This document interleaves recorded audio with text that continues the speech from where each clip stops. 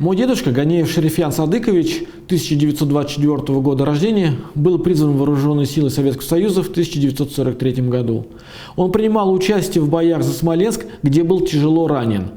И, как он рассказывал, в воинской части посчитали его погибшим и отправили похоронку в его деревню Шарлык Благоварского района нашей республики.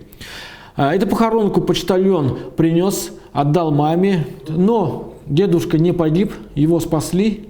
Дедушку привезли в госпиталь, вылечили, но его комиссовали, так как ранение действительно было тяжелым. Когда он вернулся домой, он рассказывал интересную историю, он вернулся домой под вечер, мама сказала, что я тебе дверь не открою, ты шайтан, потому что на тебя пришла похоронка, ты погиб. И, как он говорит, до утра она ему не открывала дверь, и только утром уже как бы его пустила, ну, естественно, были радости.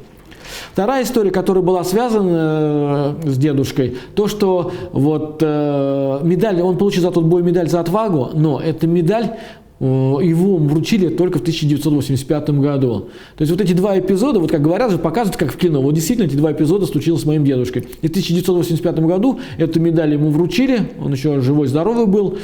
И он получил медаль за отвагу. Про войну он не любил рассказывать, он рассказывал, как они шли на войну.